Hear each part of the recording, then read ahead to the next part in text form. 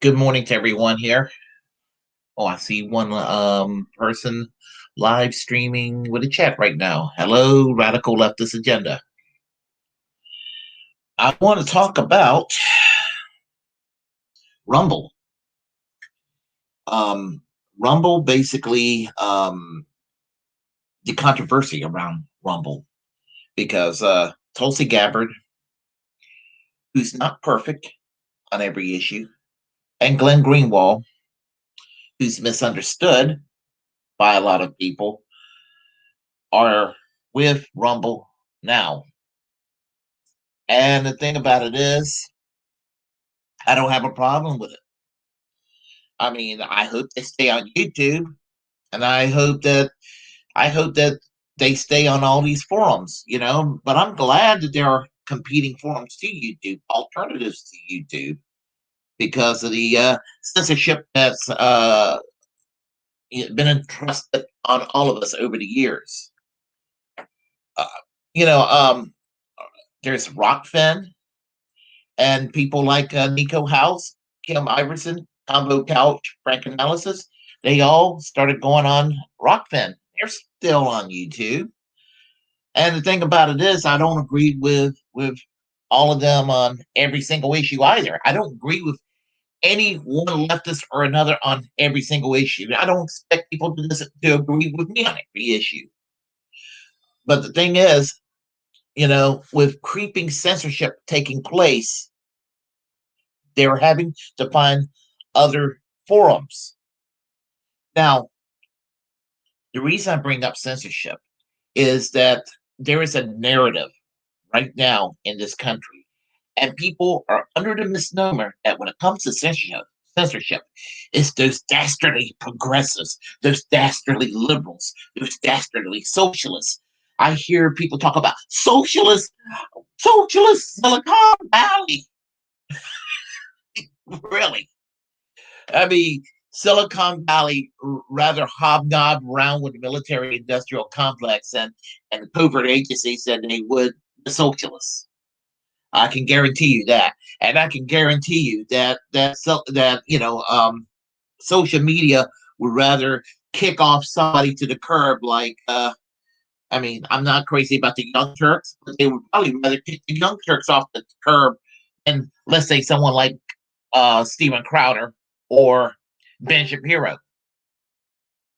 But the narrative, and some people on the left are fine with this narrative, but the narrative is that, oh, only the left censors, and all the free thinking and the tolerance comes all from the right. Dave Rubin will want you to think that. This is why I get hot under the collar when I hear Dave Rubin talk about censorship issues. He is a grifter and he's fake as hell. Um, you know, I'm not a fan of Tim Pool by any stretch of the imagination, but I think occasionally you hear some past vestiges of his left wing pass. Sometimes I think he's further left than Dave Rubin at this point, but he's grifted. But thing about it is, there's a lot of censorship going on, in particular on YouTube, and I'm a little concerned that if saying this, that YouTube could give me the yank as well. Well, on August the 12th, Ana Kasparian and Lance from the Surfs were having a discussion about Rumble with regard to Tulsi Gabbard and Glenn Greenwald. And in Ana Kasparian's head lately, and same with Shank Uger, um, Glenn Greenwald is the embodiment of Satan. Tulsi Gabbard is the embodiment of Satan. Anybody who does not see in that neoliberal, mildly woke bubble that the Young Turks are in, they're all a bunch of Russians. They're all, in other words, um, the true left suddenly is being labeled as right wing. and it's the most bizarre thing I've ever seen. But let me play this, and I will comment a little bit further. So hold tight. I shall play this and comment away. Well, I mean, if anyone from Rumble is watching, just know that for price, I will reverse everything I'm about to say on TV. Oh, let me back that up. Sorry. Tulsi Gabbard and Glenn Greenwald have apparently signed a deal with a social media platform known as Rumble. Now, there are many of these platforms popping up all over the place, but Rumble is a platform that's been around since 2013. It didn't really grow in popularity until places like YouTube, for instance, started doing away with content that spread disinformation on things like the coronavirus pandemic. And so people who wanted to publish disinformation decided to flow into alternative social media platforms like Rumble. And now it's growing. Their user base has grown quite a bit. And now we're hearing about what they're doing to bolster their credibility. So the Toronto-based upstart Rumble said that it has struck deals with former U.S. Congresswoman Tulsi Gabbard, the journalist firebrand Glenn Greenwald, and others who had committed to posting their videos first to the site. Now, the company declined to provide any of the financial details, but Glenn Greenwald said the top creators' year-long contract will pay in the mid-range six figures. It's quite a bit of money. So they're offering these massive deals, and the whole point is, look, you provide us well-produced, high-quality content, you get this money, we're all good. But what sets Rumble apart from other social media platforms? Well, Rumble has emerged over the last year as one of the most prominent video sites for right-wing viewers and provocateurs, and it is seeking to bolster its image as a new online home for those who claim they've been censored by big tech. Because, you know, when you have over 1 million followers on Twitter, and when you have a giant following in general, and you get to run your mouth literally all day, every day, you are in fact being censored. It's just the fact of the matter. Like Glenn Greenwald is definitely censored on Twitter, so he's got to go to Rumble. He has no choice but to accept that deal in the mid six figures in order to publish his content there. I'm sure that it's all about being a principled anti-censorship journalist. But I don't know. Maybe you have a different perspective, Lance. What do you think? Okay, give me a moment. Let me come on back over here. All right. There's a lot to be said here.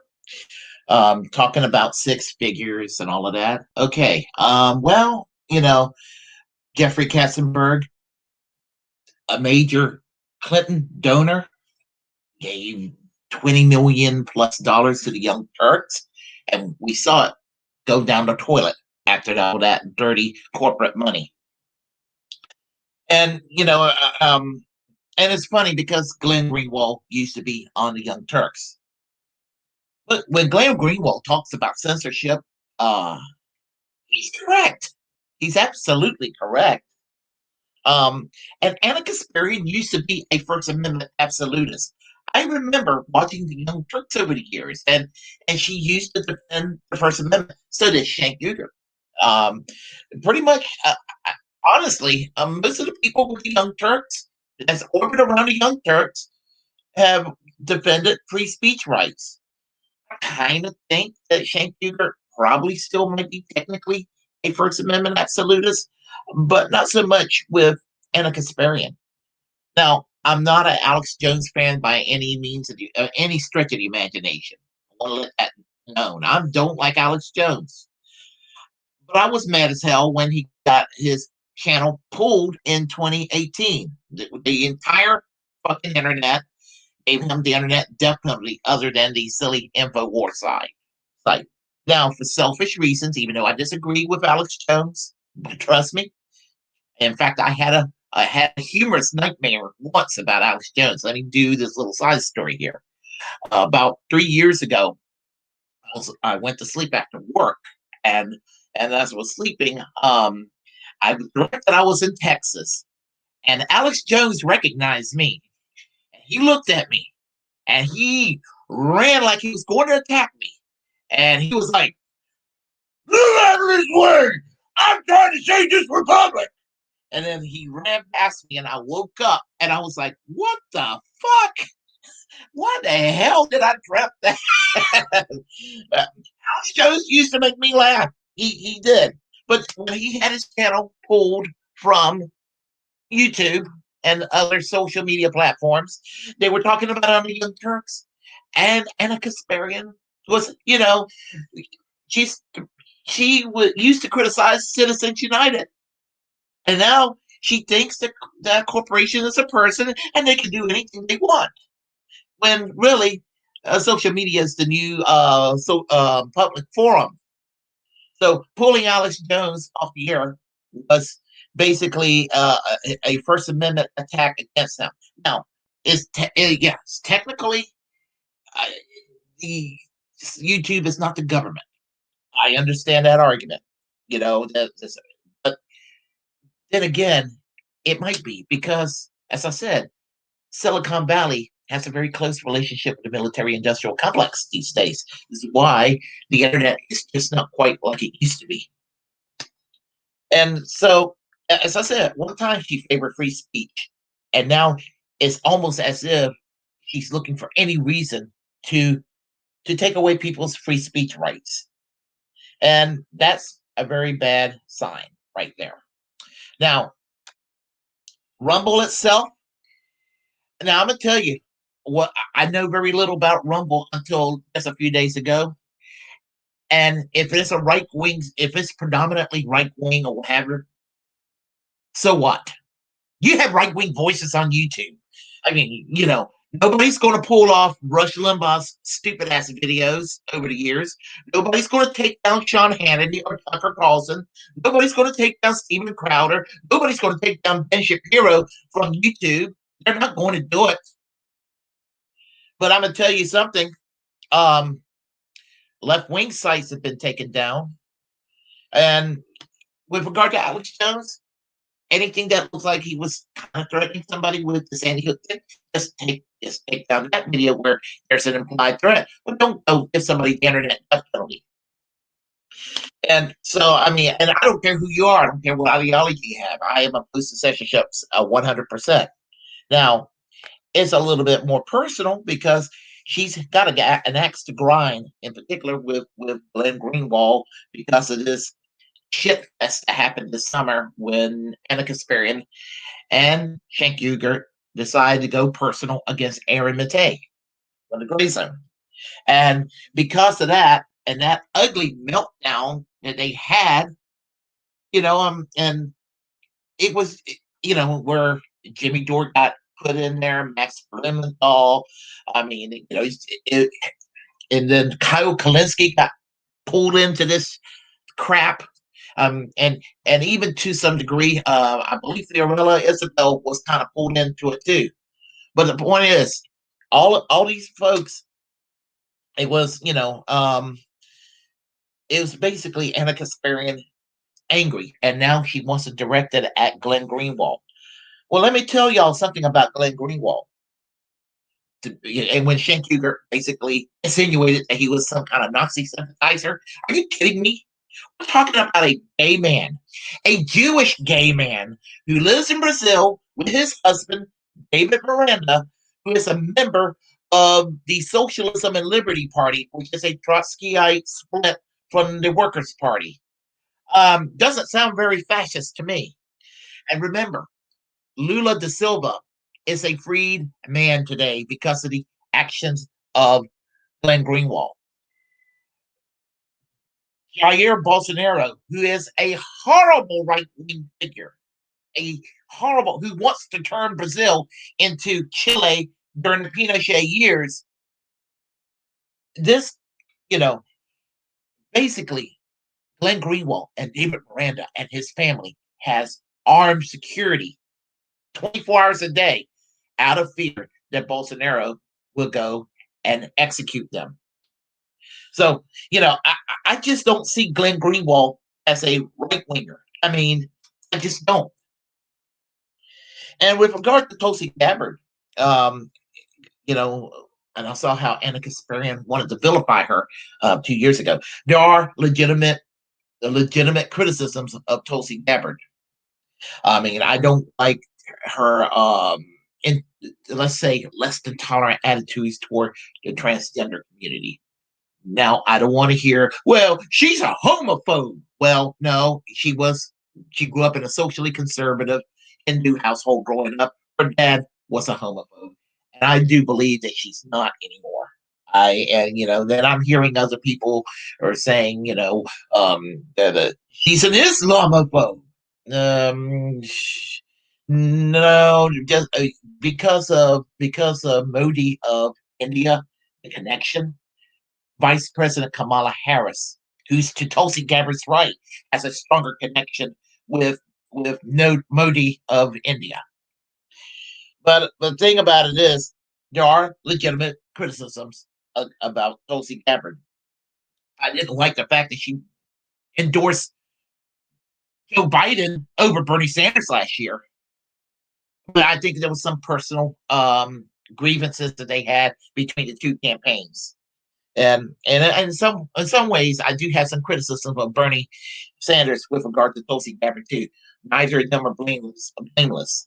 But the thing about it is that Tulsi Gabbard is against war, and she's against war.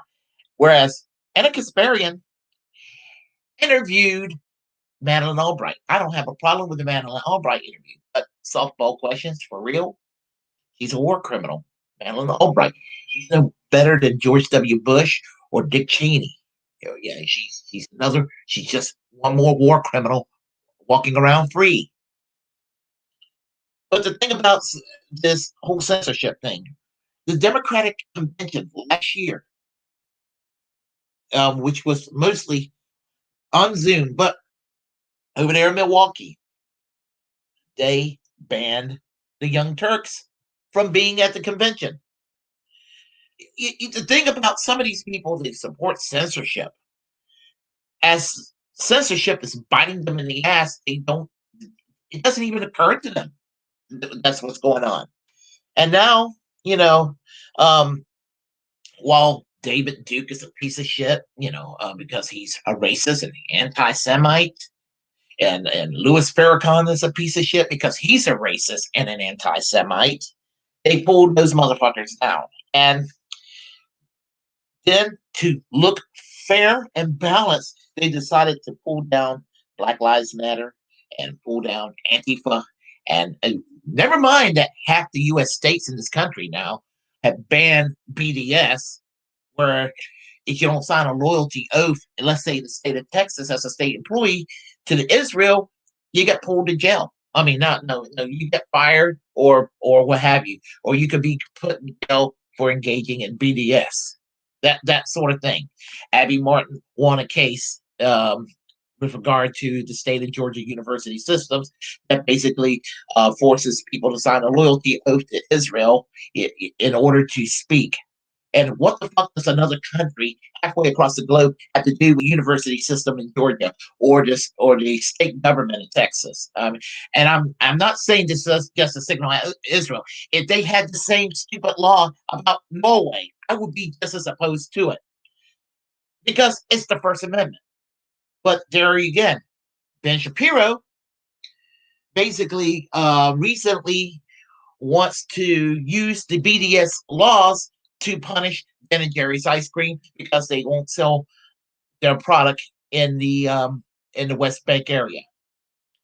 And so he proves what a little censorship, little twerp that he is. My point is that I'm tired of conservatives pretending to be for free speech and people believing that they're all for free speech.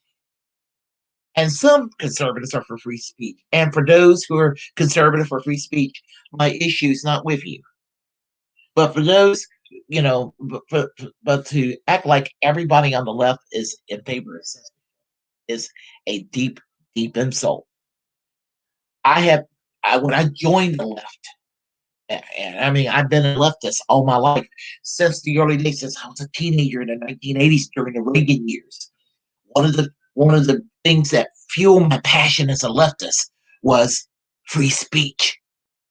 I joined the fucking ACLU because of issues like free speech. And in a weird sense, I have to thank former Vice President George Herbert Walker Bush, or President George Herbert Walker Bush, one-term piece of shit that served from 1989 to 1993, because I wouldn't have never known what the ACLU was until he started demonizing it and associating it with Michael Dukakis, Governor Dukakis. And I did my research, and I was like, fuck yeah, I want to join the ACLU.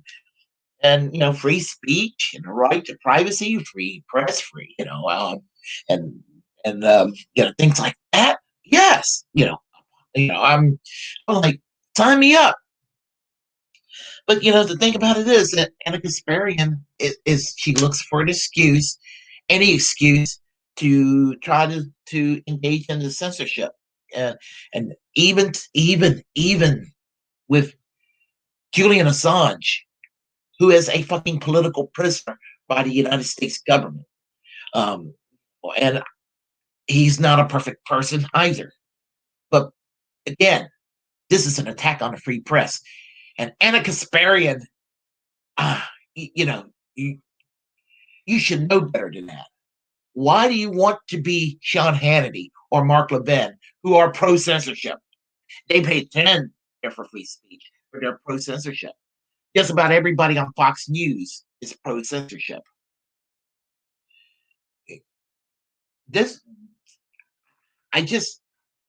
I'm at a loss right now about this. So anyway, I am going to go and conclude by saying this.